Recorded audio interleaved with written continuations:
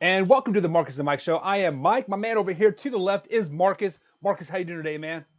Hey, pretty good. What's going on, man? Just another Monday in the world, huh? Oh, I just got off of a 9-hour car ride directly back here to Louisville, Kentucky, and I'm a little jittery. I've had like Oh, wow. six or seven monsters and a couple Mountain Dews on the way here. But hey, we are Wow, good okay. and we are going to go. So last Thursday, Marcus, we did not go do a show Friday because I had some personal issues that I had to take care of, some Right. family issues, had to go up north and whatnot. But Thursday was a draft, and quite frankly, we all know who was going to go 1, 2, and 3, and that kind of panned out. It was Zion number 1 to the Pelicans, John Morant to the Grizzlies, R.J. Barrett to the Knicks, and then as you alluded to, the freak over there, the draft started at number 4 and the number 4 draft pick traded hands. It went from L.A. to New Orleans, Yeah. from New Orleans to Atlanta. So, and the fourth overall pick ultimately ended up being DeAndre Hunter. Right. You are a Spurs fan. I'm a Pacers fan. Um, how do you think the Pacers, or I'm sorry, the Spurs did in this year's draft, right off the bat? I thought they did pretty well. I'm usually not super giddy and high on the international players, but I watched Luka Samanic or Samanic, Samanic, however you pronounce it. I watched him in the Chicago pre-draft camp, and he did so well that they just shut him down. They said, "Hey, dude, you're going to be a first round pick. Let's go home." So he kicked the other draftees' butts there, and Isaiah Roby and guys like that. And Isaiah Roby's a pretty good basketball player, but he held his own. Not only did he hold his own, they couldn't really stop him on some of his moves, the spin moves and all that. He reminds me of Sabonis playing at Indiana. They're almost the same thing. And so lefty 6'11", multi-dimensional. So I was very happy with the Luka pick, man. I would not have been as happy had I not seen him play against the other draftees, Right. but I saw it with my own eyes, and he did absolutely fabulous. Yeah. So, and then he's also not a draft and stash. He's gonna play like right away. Right. He's summer league. He's gonna be on the roster. This wasn't one of those picks where we'll see him in 4 years. So they play right away. Keldon Johnson is funny. He didn't even give a workout with the Spurs. He told the Spurs no on the workout. The Spurs 29th pick because he thought he'd be gone by 19. He goes, "Nah, I'm not lasting that far. I don't need a workout with you guys." And the Spurs, he was there at 29. So the Spurs got a pretty good player in 29, Keldon Johnson. Um, you know, man, he at 6'6", he could play in that small ball, small forward type. Man, he's gonna be fun to watch. He's tenacious. He's a good defender. Gets in your face. Um, Man, I really like the Spurs draft. Keldon Johnson's was a damn good pick at 29. He's very fortunate that he fell to 29. We just replaced Danny Green with Keldon Johnson, but Keldon Johnson can dribble drive a lot better than Danny Green. So this was a huge pick for the Spurs at 29. So I'm very happy with the draft. And then they got Quindary Weatherspoon from Mississippi State there, and he looks promising.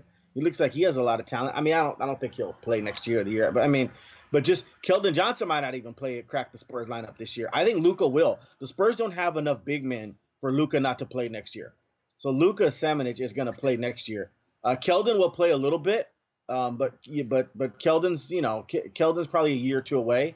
But yeah, I'm very happy with the Spurs draft. Luka's pretty good, and because I watched him play against the other draftees, so that was my thing. Yeah, I actually had to go back and on my way to the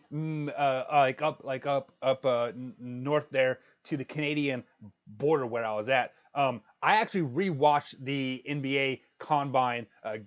game on the way there Right, because like my wife drove like 3 or 4 hours and I was bored. I was like, man, let me rewatch this pick and right, or like watch this game. And that guy, when you watch film, you see talent, and that guy was a walking talent. Like you can yeah, just see just the way he moved. Me as a football coach and as a scouter and like all this stuff, like I see stuff on film that most people do not see.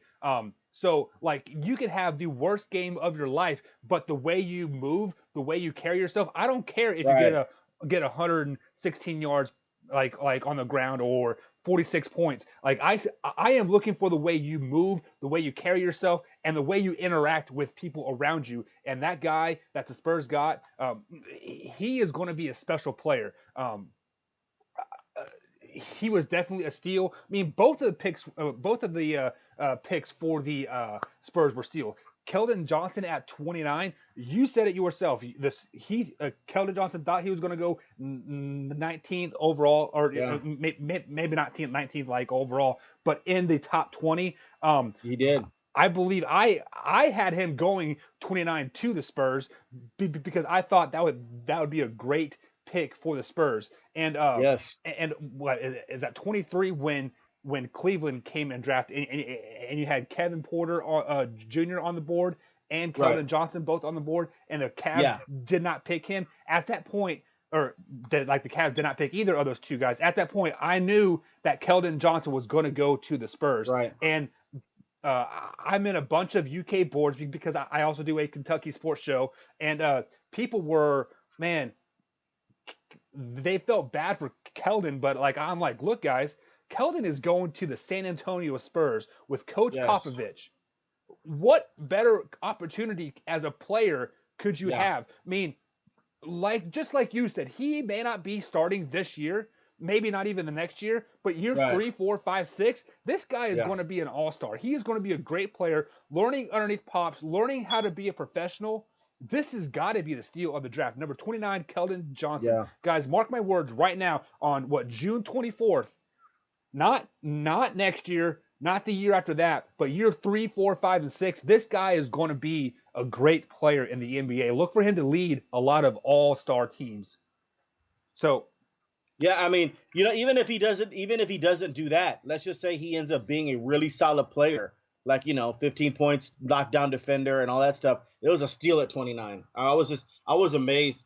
And the team you're talking about that picked 28 before the Spurs, the Warriors, who we'll get into in a second on the worst drafts, they passed up on Keldon Johnson and Kevin Porter, which is a pretty freaking amazing to me. So yeah, no, and you're 100% right on the scouting thing. You can watch a basketball player say go 0 of 8 from the field, but if you watched how he moved and now he got open and now he dribble drived and now he played defense and everything, you still give him a good evaluation of talent. Yeah. Because he missed a couple of shots, that doesn't mean anything. He's still a good player. You can still give him a good grade. And in the pros, they will break you down and like they will build you right back up. So like if your shot is a little off, if you have an elbow that like flutters out, or you shoot two-handed, or like you just aren't getting like enough lift, this is what the professional coaches do in the NBA.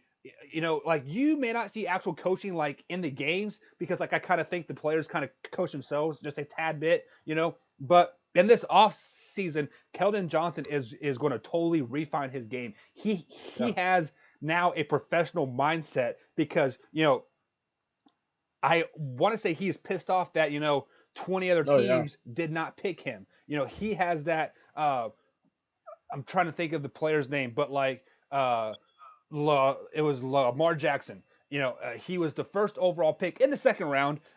So like he's like, I have 31 wins that I want to get every year, and he has a little chalkboard. Every time he beats a team, he checks them off. I can see Keldon Johnson being that same type of player for San Antonio. Have that blue collar worth ethic. Get down and dive on the court. I've seen him play at Kentucky a lot. He's going to be great. Lamar Jackson was taken 32nd overall. That was the last pick of the first round. So he's got 31 teams. You're right. Yeah. He's got 31 teams that passed on him.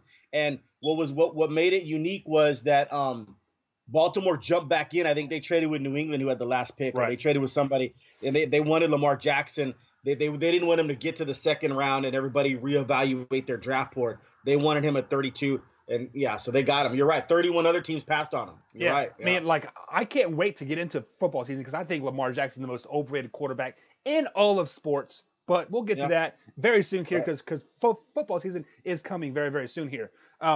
So with your Spurs, we talked about two great picks in the first round. What kind of grade do you give them? Like the Spurs? Well, it's a B plus. I mean, there's no A's really. I mean, Luca and Keldon, I think, can be really, really good, but they're not, they're not the transcendent player or something that possibly could be like in the top 10 or something like that. But we'll see. I mean, it's hard to give draft grades, but right now, give him a B plus. That was pretty good. A lot of people thought maybe they would take Keldon at 19, Yeah, right? right. And then if Luca was there at 29, you take Luca. Luca probably be there at 29. But the Spurs did it opposite. They took Luca at 19, and then got so lucky Keldon's there at 29. But I think Boston wanted Luca at 20, and so Spurs went ahead and pulled the trigger on Luca. And I think Boston traded out at 20 as soon as the Spurs did that. Yeah, I would love to be a fly on the wall in these, these GM offices during a Yeah, during a draft, just to see all what happens, to see if that movie, what's that movie called, Draft Day, is actually the yeah, way it works. Like I would just love to be a part of that. right. With Kevin Just Costner, yeah, it yeah, wasn't a bad movie. I liked it. It was entertaining. yeah. I mean, I kind of hope they make a Draft Day too to play the opposite role of what I think it was the Browns playing trading with Right, the Seahawks. So like be in the Seahawks role and trade with the Browns in that same. I don't know. It just right. whatever. That's the story for a different show. But I got to give the Pacers an A minus on this because they got two players that will fit into the San Antonio town. You can say. Obviously I don't live in San Antonio, but San Antonio seems like a blue collar, show up, do your work, go home, and be humble about it Right. type of place. And these two guys that they got are definitely those type of talents. And Greg Popovich can grow those talents and keep them in San Antonio for like a while. I'm not saying Keldon Johnson will be a Tim Duncan type of player, but you got a Tim Duncan type of attitude. Always want to get better. Always want to be Right. better, better, better, better. So I got to give them an A to A minus on this draft simply because of those two things there. Right. So let's And then move. your Pacers. Oh Oh yeah, go ahead. You got no, your Pacers. Were you gonna talk Pacers? yeah, Yeah. yeah, yeah. No, no. I How do mean, you think? Goga Bigtazi was a good pick. I tell you what, I think Luca is a better player than Goga because the Indiana Pacers had their chance to take Luca, but I think Luca is so similar to Sabonis that you didn't want two players, the same thing. You know what I mean? Right. So Goga is like an Ennis Cantor that can block shots better than a better defender than Ennis Cantor. So you're getting that type of player to go with Sabonis and Turner, Miles Turner. I mean, you got 3 6'11" guys. Man, that's pretty formidable front line if they can all play together. Because Turner would be the small forward, or I mean, Sabonis can be, either basketball's so positionless now; it doesn't really matter. Goga's your true 4-5, obviously. Um, but yeah, I mean, Turner and Sabonis are athletic enough to play small ball too. So man, I thought that was a pretty good pick. I'm glad they took Luca. I mean, excuse me, I'm glad they took Goga Bigtazi, and not Luca because it's just too similar to the way Luca plays, and that would have left the Spurs with Goga, and I'm not sure who the Spurs would have taken that at 19. Um, but it's funny, Indiana made a decision. What they told you with that pick of Goga is they thought that Goga Bigtazi was better than Kabengele from Florida State and Bol from Oregon. They passed up on some good big men there, and so that were still left. I think maybe even Bruno Fernando. So they made Indiana made a choice. Bigtazi was better than Kabengele and a lot of the big men that weren't picked yet. And the jury's still out. I probably tend to agree. I like the way Bigtazi plays. Like I said, he's in his canter but can block shots. And so I'm glad they made that pick because that made San Antonio take Luca. Right. Because I think Spurs might have taken Goga if Indiana would have taken Luca, but Luca and Sabonis play too similar. So there's your probably reason why they didn't take Luca. Right. Um, when the Pacers drafted this guy, my thought was most of this area is who. Yeah, I had to go up and look tape on this guy. He's been playing professionally over there in Georgia since the age of 15. So since 2015, he's been playing professional basketball overseas. So that tells you when he comes yeah, here to Indianapolis, Indiana, puts on that Pacers jersey, he already has a professional work ethic. He is ready to work, ready to get better night in and night out. And there's not going to be that large of learning curve because he's been playing with older people, since he was a teenager. And Yeah. I'm really excited to see what he can do because Right. historically, overseas player from Spain, France, like etc., drafted Right. 25 or like higher in the draft, always have 10 to 15-year careers with the same team. Um, that was just a fact that I randomly Right. saw on the internet and exposed it to you guys. So that like I wasn't looking for that stat like at all. Google must have been reading my mind. Shout out to Google for reading everything that I always say or think apparently. But yeah, I I am looking forward to see how this guy grows, Yeah. but hopefully he does not because he is a 6'11 and he's a white guy. Historically, 6'11 white guys don't have very good ball handling skills or really good outside shots. So hopefully, he has a little bit of that because I haven't seen any film on him at all. I Yeah. strictly just read his stat line and his bio, and it kind of sucks because I wish I had more knowledge on it like on him. Well, look, he was obviously a first round pick because they invited him to the green room, so they Right. gave him a first round grade. And the only one that didn't get picked in the first round, I think Kevin Porter was the second to last person in the green room. So was Bol Bol was the only one that didn't get picked that they gave a first round grade to. So Goga was in the green room. So obviously they thought he was a first round talent. So I don't think Indiana went wrong with that pick at all. I think it was a really good selection for them. Yeah. I mean, they obviously were going large guy anyways, kind Yeah. of the Twin Tower look. So Right. with my lack of knowledge on this guy, I really can't justify a grade that I'm going to give them one way or the other. Right. So like I'm not even going to give them a grade just because like I gotta want to speak ignorance. Right. So do you have a possible draft grade on the Indiana Pacers? Well, no, I mean, Pacers are a B. I mean, Goga was a supreme talent. Like I said, he wouldn't be in the green room. And these guys anymore. I know you said 6'11" white guy. These aren't your average 6'11" white guys Right. from the 80s or 70s. Goga can move. You look at Sabonis. He's a 6'11" white guy. That guy can move. You on your Indiana Pacers. That guy can shoot it, dribble, drive. Right.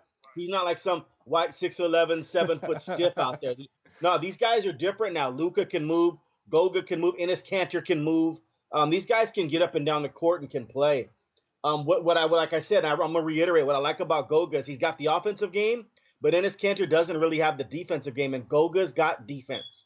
Goga will block your shot if you come down the lane. So that's why Goga was easily a first round talent. Yeah. So there you go, Marcus the Freak. Guys, if you are on the Twitter machine and you have film of this guy, tweet at me at mbuck41 because I like watching film. I like rewatching games over and over and over just to see things that I missed in actual live game feed. Because let's all be honest, in an actual live game feed, we are following the ball, hoping for that big shot. We are not watching the big guys down in the post working to get open or setting screens for that big shooter. So send that to me at mbuck41 on the Twitter machine. So Marcus, like we have iterated here, there were some big winners and big drafts in this, or big winners and big losers in this draft, I should say. Right. One notable winner I want to say is Atlanta Hawks. They got that number 4 overall pick from LA, from New Orleans. So let me start there with just like with you. Who do you think was the biggest winner in this year's draft? Man, there's some big winners. I love Atlanta. You get Cam Reddish and DeAndre Hunter. I mean, really? I mean, Cameron Reddish can shoot as well as anybody in the draft, and DeAndre Hunter can lock down defender. They're both like 6'8", 6'7". I mean, just to go with what they have. Yeah, I mean, Atlanta Hawks are moving in the right direction. New Orleans won the draft, in my opinion.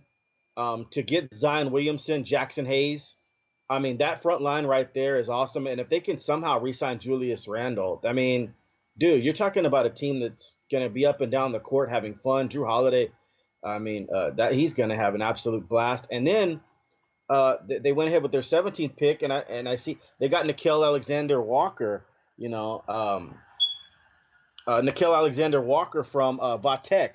He's Gidris Alexander's first cousin from the Clippers. That dude is the 17th pick for New Orleans, and he's not even going to start. I mean, he's going to be in the summer league, and I think he could challenge one day for 6 man. I mean, that guy's ambidextrous. I mean, that guy's right hand, left hand layup. I mean, he's a jack of all trades. I mean, he's a super talented player.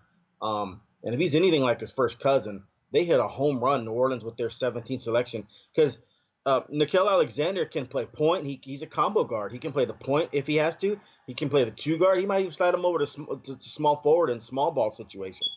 He's 6'5", and he can do it all.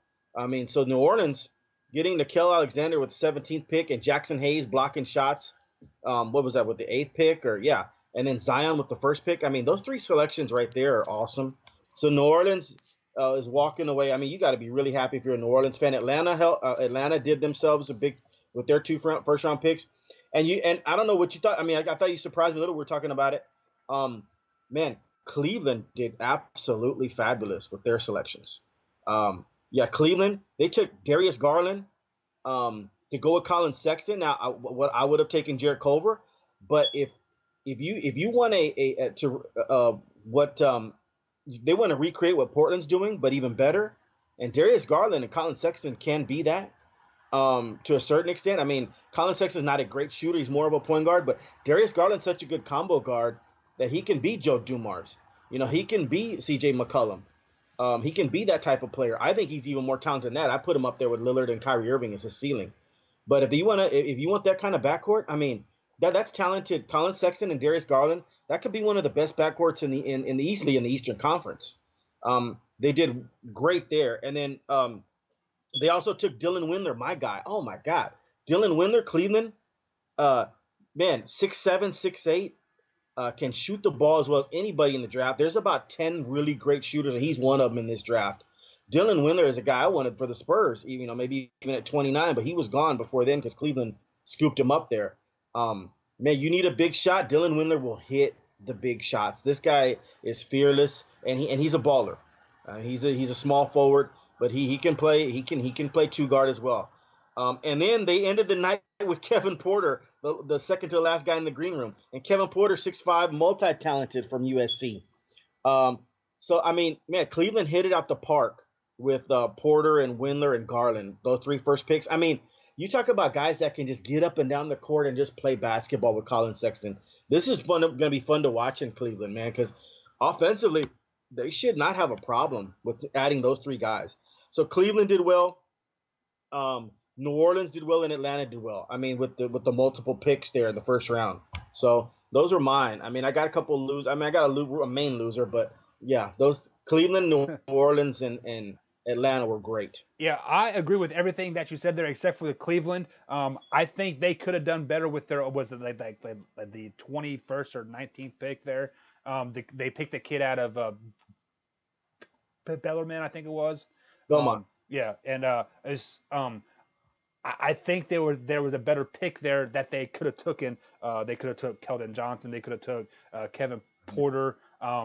Pretty much anybody but that kid. But I'm not going to question their scouting ability because I have not seen this kid play. Just besides in that I saw him one game versus Evansville that they played. It was a really early season game when they're still showing these small leagues on ESPN there. But the definite winner, I think, has got to be Atlanta Hawks. They did great things in that draft by moving up to the 4th overall pick. I mean, that was a huge pickup, and to get a top 5 talent in Cam Reddish at the 10th overall pick. Yeah. I was really surprised to see him slide down that far. And I'm going to take a word out of your playbook here. The Atlanta Hawks were sprinting to the stage to hand in that card when they saw Cam Reddish was still available. Absolutely. At 10. That has got to probably be the biggest steal of the draft. And let's look at free agency like a tad bit now. Atlanta is now a destination to be. They have a young nucleus, a very, very good young core. They could be a veteran player away. They could be a Jimmy Butler away. They could be Kemba Walker away to being the best team out east easily. They did really, really well in this draft. So I got to say they did the best. Coming in second was the Spurs. I like what the Spurs did. Their second round pick, Quincy, last name slipping my mind now. Quindary Weatherspoon. Yeah. I saw him play earlier this year from the Missouri State. Very, very solid player. Very, very blue collar work ethic as well. Spurs did really well by getting players that are going to come in there and work their tails off to become the team that you want them to be, Right. and I remember them being. So let's go ahead and switch gears 100%. Shift it in reverse. Who is your biggest loser in the draft? Man, I love to say this. I thought it was the Golden State Warriors. They had the 28th pick, and they took Jordan Poole. Jordan Poole is a good basketball player from Michigan, 6'5". He doesn't do anything really well. He does everything. He does everything well, but he doesn't do anything great. I think he's just a player. He's got some handles. He can shoot it. But there's nothing that stands out like, oh my God, did you watch Jordan Poole do that? He hit a buzzer beater a couple years ago versus Houston in the NCAA tournament. But other than that, there's nothing that stood out at Jordan Poole's game for Michigan. I just don't. Quindary Weatherspoon, who the Spurs took at 49, is the same player. Right. At what Golden State took at Jordan Poole. They're both solid players, nice, but they're second round grades. And so when you're sitting there, that's the big head scratcher for me. Golden State's sitting there, and you're sitting there, and Kevin Porter, who's much more skilled than Jordan Poole, is sitting there, and Keldon Johnson is probably going to be a better basketball player than Jordan Poole, an inch taller, and he can guard better. He's more fearless, I think, than Jordan Poole. Like, he's not afraid of the moments. Right. Keldon Johnson, man, I thought for sure Golden State was going to take Keldon Johnson or Kevin Porter, and they took neither, and they took Jordan Poole, and I was like, wow. And then they could have, like I said, they could have taken Quindary Weatherspoon. It's the same player. He's a good player. I'm not really necessarily putting down the player in the sense of just putting down in the sense of where he went and who Golden State passed on. I thought that was kind of a reach there. Jordan Poole is a late second round grade, just like the Spurs' Quindary Weatherspoon. They're the same player. I don't know how I can emphasize that the most. If you watched them, they just interchange their jerseys. It's the same player. And so I think Golden State really reached. There was more talented players with more upside at 28 than what they took. So I was happy about that. The Celtics, no, I don't think they're a loser in the draft. I love Romeo Langford. You just give it to him, and they're going to lose Kyrie. So Romeo's one of those guys where shot clocks, give it to Romeo, dude. He'll find a way. I'm not so much in love with Grant Williams, to be honest. Yes. I think he's too short for a power forward, 6'6" or 6'7". I think he's a little short. I know he's been. Listen, I don't want to question his heart. No way, dude. Grant Williams gets it done. But I think he'll get swallowed. He's not the athletic like a Zion. Well, nobody's athletic as Zion, but he's not even more. He's not more athletic than Luka. Luka's 6'11". Right. He's not a great athlete. I think he'll get swallowed up. I think there were actually better players to take it with Boston 22, but I love the Romeo Langford pick. But who knows? Grant Williams could become a player. I just think athletic wise, there were better players to take at that position. And let me tell you, real quick. Let me go back to a winner who we didn't discuss. The Nuggets had one pick. They took Bol Bol. I think that's huge. I think Bol Bol is going to be really good. Yeah. And for him to learn there with Nikola Jokic, that's going to be fun. For Bol went to a nice situation too with an already ready-made good team that could contend for a title next year. And so, man, I'm looking at losers. I can't really say any losers. The Golden State Warriors just jump out at me. The Clippers I like. They took Kabengele, and they already have a player like that in Montrezl Harrell. But, hey, Montrezl Harrell gets hurt. You just insert Kabengele from Florida State. He's taller. He's got longer arms than Montrezl Harrell. He's but they could even play together if teams want to go big, because these guys can get up and down the court. Philadelphia took Matisse Thybulle, good player, but I thought that was a little high at 20, who doesn't have a great offensive game. And also they have a player similar in Zaire Smith, who they're expecting to come back. Both 6'5", both great defenders. So I don't know, maybe they're just going out, for to have one of the best defensive teams, Philadelphia. But I thought there was more talented players that Philadelphia could have taken at 20 than Matisse Thybulle, but. My big loser, let me just go back, we'll come full circle here. Golden State Warriors taking Jordan Poole. I'm telling you, he's the same player the Spurs took at 49 and Quindary Weatherspoon. good player, but does nothing fancy, nothing flashy about his game. There were better Kevin Porter and Keldon Johnson. The Golden State Warriors passed on two talents. I think Kevin Porter's even more talented than Keldon Johnson with the basketball in his hand. So that tells you Golden State, I think, blew it on this taking Jordan Poole. Yeah, the Golden State has historically been pretty good in the drafts the last 10, 12 years. Getting Steph Curry and Klay Thompson. But this Poole pick, on the surface right now, it looks like a horrible pick. You can tell in his post game interview with the that chick. Her name slipped in my mind, but he had to come down from the second tier in the deck, work his way down 10 minutes later, and then finally Maria Taylor. Yeah. So like they had to go to a commercial break to like let him come down from the second deck to come down and like interview. So clearly the NBA didn't think he was a first round talent. Watching his post draft interview, he didn't think he was a first round talent either. And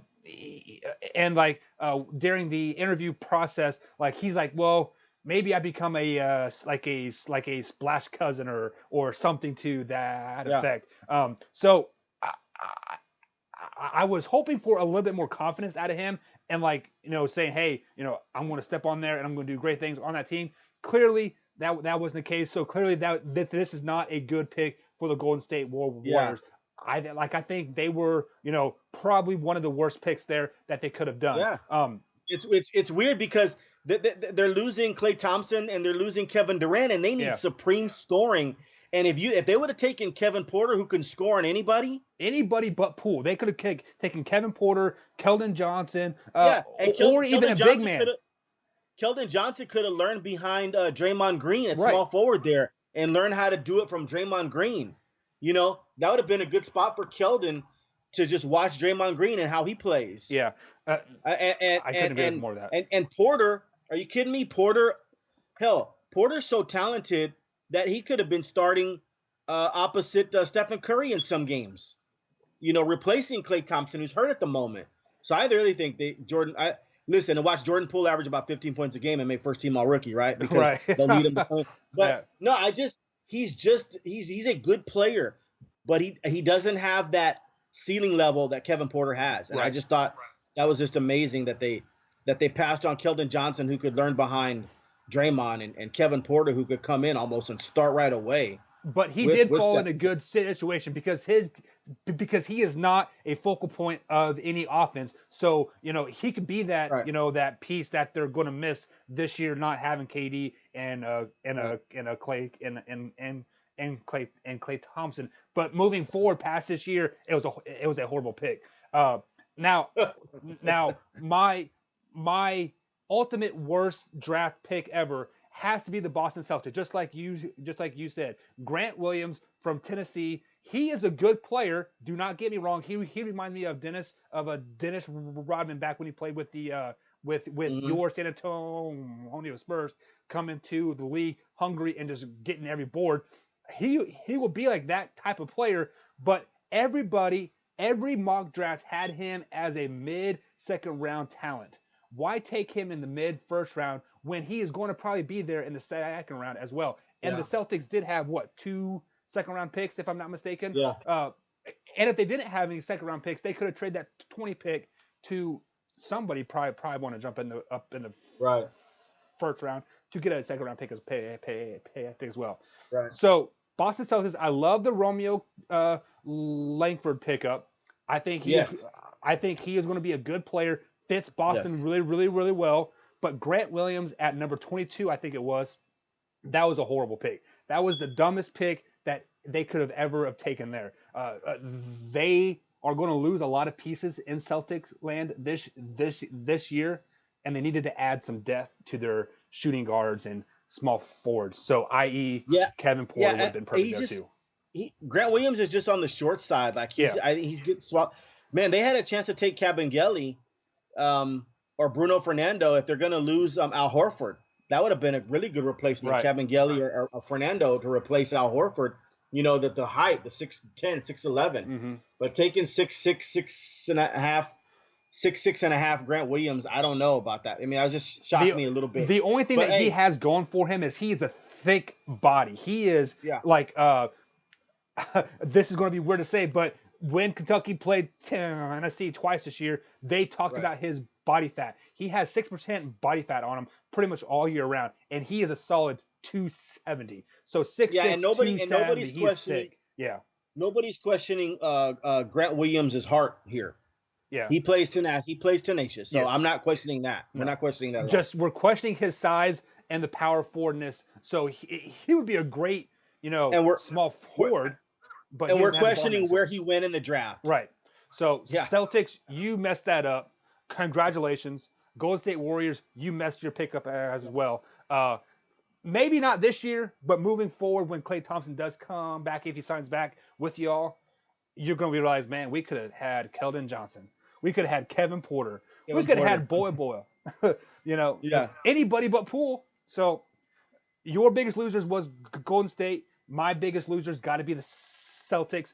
I think our winners are pretty much the same. It is hard not to judge or say anything bad of what the Hawks did in the draft and what the Pelicans did in the Yeah. draft as well. Those two teams, either one of those two teams, they made out like bandits. They're gonna be fine. Yeah. So speaking of basketball season is wrapping up, but we have a couple more things that are happening tonight. We have the awards ceremony. A couple of the biggest things that are happening is you have the Rookie of the Year between Trae Young and a guy from Dallas Mavericks. His name's slipping my mind right now for Luka whatever Doncic. reason. And you have the MVP as well. So Marcus, who do you think is going to win the Rookie of the Year? I'll be honest. I think it's an even thing. I mean, it's hard for me to, Luka started out with the house on fire, then he tailed off a little bit. Trae Young started off a little slow, then he caught fire. Their stats are so similar. If you look at their stats side by side, they haven't had a co-rookie of the year since Grant Hill and Jason Kidd in '94. It might be a one. I'll be honest. I mean, it's so hard to to choose on these two players. I mean, they're so similar. I guess, man, gun to my head, I guess I would say Trae Young because he played the rest of the season better than Luka. Like the second half of the season, he hit that rookie wall, then slammed through it. Right. So I'm gonna say Trae Young, if a gun to my head, but I think it should be a co rookies of the year. They're both pretty even. They're both pretty the same. Yeah. I think any co-award is kind of a cop-out answer. Yeah. I don't like the co-MVPs, the co-rookie of the years, or and like all that stuff. I think it sucks for the player because was it a couple years ago that they had a co-MVP for the NBA All-Star game. It was between James and somebody else. I can't remember who it was. Duncan and Shaq had a co-MVP in the All-Star game in 2000. So yeah, right. I know what you mean. So I mean, it's kind of a cop-out answer. So I'm going to go with you on this one. I like how Trae Young finished the year. Yeah, I'm not too worried about how you start the season. It's kind of about how you finish this season. And just like you said, that rookie wall hit the Mavericks player like a ton of bricks, and he slowed way down. Trae Young got better as the season. Yeah, I mean, it's hard to he learned the game. Yeah, no, it's hard to argue your point. He got better as it evolved, even though they ended up with the same stats, right? Like similar, great. But the guy who went through the rookie wall, and got better as the season progressed, I'm gonna take that guy. Yeah, and Trae Young was also his team was. I mean, yes, they weren't in the playoffs, but they were still battling for that playoff seed toward the last week or two of the year. Right. Like I think there's 3 games left of when they were officially out of it, but they were still right there with no help around him. I mean, he had a couple other younger players, but pretty much no help around him. So I think we're both on the same page there. Trae Young does get the award tonight. Now the MVP. This has been kind of the biggest talk about thing for the last month and a half. Who do you think is going to win the MVP tonight? Giannis Antetokounmpo. I just think he, what Milwaukee did. I know Coach Bud changed the culture there and the system and all that stuff. So that, the people say coaches don't matter. They matter at the beginning. They may not matter, if you have an all great team. I mean, there's lots of coaches that can coach great teams. I'll be honest with you, but But you can have a coach come in and change the culture and change things. Mark Jackson was a hell of a coach, and Steve Kerr came in and implemented defense and his offensive system, and they got better. Now, would they have continued to get better under Mark Jackson? Probably, maybe. I mean, we don't know yet, but the proof is in the pudding. Steve Kerr came and changed that a little bit, and they got better. Milwaukee Coach Bud came in there and changed Milwaukee. It made them a top 3 defensive and a top 3 offensively. Coach Bud did that. Okay. Now the players were already there in place for Coach Bud to do that, but he did change it nonetheless. What Giannis did throughout the year, his team, it was like 50 to 55 games, or it was like 50 games where they won 10 plus by double digits, 10 plus points. They had the NBA's best record, and it was consistent throughout the entire year. And they just ran into a buzzsaw there with Kawhi Leonard, to be honest. Kawhi Leonard is a transcendent player. So, it's like Karl Malone kind of running into Michael Jordan. It's like, Karl Malone's Karl Malone, but you ran into Michael Jordan, to be honest. It was just this year's version of it. So no, and so Karl Malone still should get the MVP, just like Giannis Antetokounmpo should get the MVP here. James Harden, great season. I mean, damn, 36, 7 and 7. I mean, that's incredible. But that they struggled a little bit throughout the year, and then they went in a couple of nights at the end of they were like they're going to be the 2nd seed, and they ended up being the 4th seed, and they ended up playing that doomed their season. They ended up playing the Warriors in the 2nd round instead of the Western Conference Finals. Right. And so James Harden's responsible for that. You got to take that one on the shoulder. You got to take that one on the chin. So if Houston would have finished maybe with the number 1 seed, I might have changed my mind about the James Harden thing. But no, Giannis was the most consistent. Milwaukee was the most consistent. Milwaukee blew teams doors off. Right. And ended up with the NBA's best record. So I'm going to give it to Giannis, the Greek freak, Giannis Antetokounmpo. Yeah, I hear everything you're saying, and I agree with you 100% on that. But it all falls on the voters' shoulders of when they voted for their MVP. Did they vote before James Harden fell off that last for that last week of the year, or they vote right as the playoff time?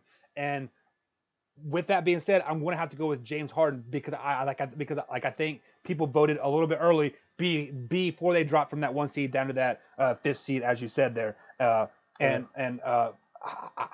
What he had, 33? No, I'm sorry, that's the Russell that I had that. But when you carry a Houston Rocket team the way you did this year, Chris Paul obviously is not the same player that he was. Nope. He didn't have a lot of players around him, so he had to be the focal point of the team. So the question that I always ask myself when voting or thinking MVP race player, if you would put this same exact player on a different team, is he going to have more success or less success? Is he going to bring talent, or is he going to bring ego? What is he going to bring? And I think the Greek freak, you can put him on any team, and he will still be an MVP caliber type of player from this year. So my vote is going to go to him, but I think James Harden gets it because of when the voting happened. Basically, what it comes down to. And this doesn't have anything with the MVP voting, but I'm going to say this since we're talking about both the players. James Harden cannot lead his team to a championship. No, have we seen that? It's not going to happen. It's just not going to happen, right? I mean, he's going to be one of those. He's going to be one of those, Reggie Millers, but better than Reggie. But Karl Malone, the list goes on and on. Elgin Baylor, of great players that are not going to, not going to hold a trophy one day. It's just not going to happen. Now everybody would have to get hurt. Now it's going to be easier because the Warriors aren't going to struggle making the playoffs this year. Right. And but James Harden, I think will never do it. Flip that around. Giannis Antetokounmpo, if he develops a jump shot, which can happen, the ceiling's still there. If Giannis can develop a 3-point shot, and where he gets the ball at the 3-point line, you go, oh man, can't leave Giannis open. Then it is over. Right. Giannis will be a Finals MVP. To be honest, he could have been a Finals MVP this year if he could have. If the Toronto Raptors wouldn't have had Kawhi Leonard. Like if Kawhi was on any other team besides Toronto, the Milwaukee Bucks say the same thing happened with the Golden State. Yes, Katie gets hurt, Clay gets hurt. The Milwaukee Bucks would have been the championship or the they would championship have. like this year. I would have. Yes, I would have easily. Giannis would have been the Finals MVP versus this version of the Warriors. Right. I So firmly believe that. Yeah, and Milwaukee has just as good as defenders, and they actually have just as good as length mhm, as Toronto does. So, yeah, the Eastern Conference was going to win the title this year because of what there was happened. no Kevin Durant. Right. And Yes. and just to add to your point that they like moving forward, if the Bucks had the same team, the same talent, the way they played this year, and if Kawhi goes to LA like everybody thinks he is, Yes. LA is going to beat each other up. Bucks are going to be healthy going in Yeah. to the finals. So look out for Milwaukee Bucks and John But and but the Greek right. Freak to Well, be a Finals right. MVP. Well, yeah, he can. Like that's what I'm saying. His Yeah. ceiling is bigger than Harden's. But that being said, Milwaukee Bucks have a lot of decision making to do and who they're going to. Mirotic is a free agent. Right. Brogdon's a free agent. Lopez is a free agent. They've got some stuff going on there in Milwaukee that they need to keep these players to keep this thing going. In honor of Sammy Sosa, keep it continue. There you go, guys. Hey, is that good English? Is that good English for you, Michael? Keep it continue. Yeah, something like that. You ever heard Sammy Sosa? They asked Sammy Sosa. He goes, they asked him about his winning streak, and he goes, "Yeah, well, we just gotta play hard and keep it continue. Yeah. Keep it." So me and my brother always say we're gonna keep it continue. Yeah, like So it's listening to hilarious, those just like I always love hearing those Puerto Rican born players talk because their English is so like yeah, it's funny. like spotty. But Like have a it's guy just named Salvador Perez, the catcher for the Kansas City team. Like he's the smartest guy like you'll ever meet, uh, but his English just makes him sound like so like out there, just like man. yeah, it's funny. But man, when I hear Sammy Sosa keep it continue, I think that's hilarious. Because he's broken English. He doesn't. He just keep it continue. But then there's this white guy one time. It was during that run of the Sosa McGuire. He didn't know anything about baseball, and he was giving an award to Sammy Sosa and Mark McGuire, and he said, "We're going to give this award to Sammy Souser and Mike McGuire." But it was just hilarious. Nice. That used to run on different shows about how you butcher names. Mike McGuire and Sammy Souser. All But right. yeah, no. Hey, get it back to Milwaukee. Hey, if they re-sign those players and Kawhi Leonard leaves, although you know what, even if Kawhi Leonard didn't leave Toronto, man, that's gonna be a battle royal. If Giannis got better and they came back with the same team, Right. run it back. Milwaukee versus Toronto, that's gonna be good too. Yeah, if nothing in the NBA landscape changes, Toronto and Bucks are going to be in the Eastern Conference Finals like again. But this year, I would give the edge to the Bucks because Yeah. like I'm looking forward to see the Greek Freak next year, Yeah. to see how much he improves. So And then the 76ers are knocking on that door too. They have the same thing. They have to re-sign Tobias and Jimmy Butler. right, It took a crazy Kawhi shot to beat the Sixers, and Embiid was hurt. He did his stupid ass Embiid crap going to the bathroom. I mean, just if Embiid plays a full 6-game series, hmm Philadelphia might beat Toronto. Embiid would have a game. Remember, we had 13 points, going to the bathroom all the time, missing a right, quarter, all that crap. And then when he played, he had like 35 and 18. If he quit doing that stuff and actually played like Joel Embiid, and they brought back JJ Redick, and they brought back Tobias Harris and Jimmy Butler, they could have something to say too. So I mean, this is not Toronto one is fabulous, but the East has 3 teams that are really good, and then Indiana could knock on that door as well if yeah. they get Oladipo back. So that's why this offseason is so interesting, and see who re-signs with who. People Because are I'm gonna kind tell of you right sweeping now, away the East, but the East is starting to build yes, himself, guys.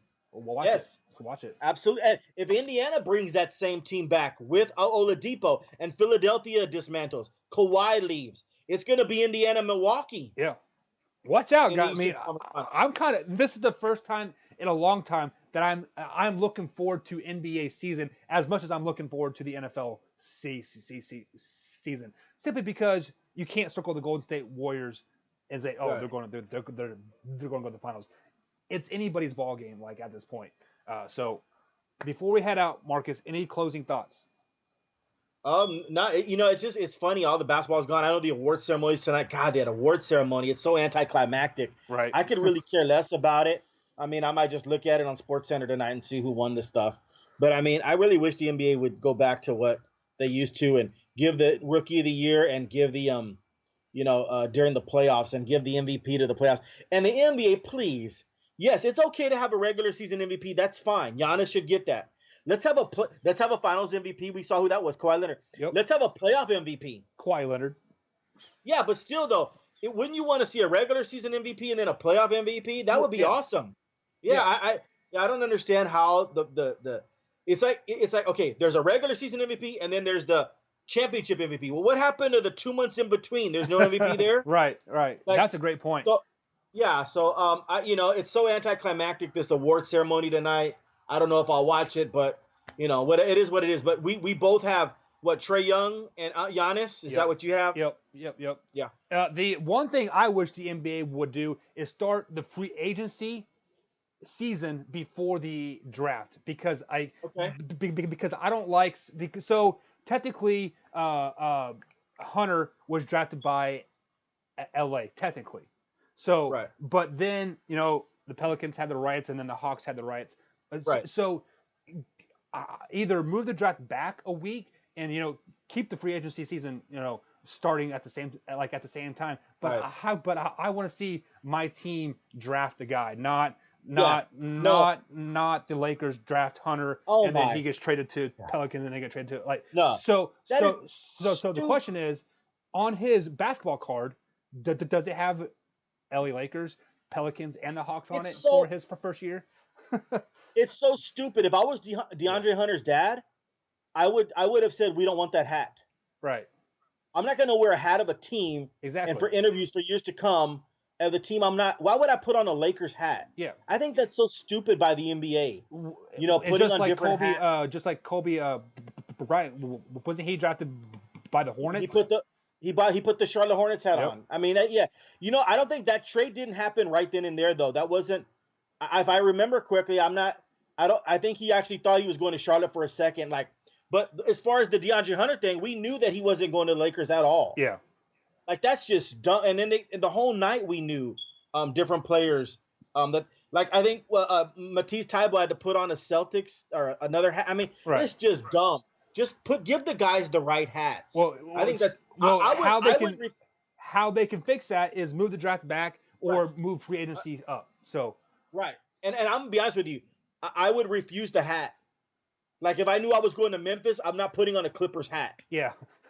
I would refuse it. I would say no, thanks. That's a great point. Yeah, I am not supporting the team that I'm not playing for. I would say give it to one of these little kids down here in my hat. I'd take it, and then I'd hand it to one of the little kids that was there. Right.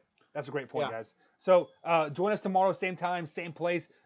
We'll kind of touch on the awards. Free agency starts on Wednesday, so we'll kind of preview that a little bit. But guys, as always, thank you for joining us. Like, comment, subscribe. Share us with a couple friends. Invite everybody. We'll see you guys tomorrow. We out. All right.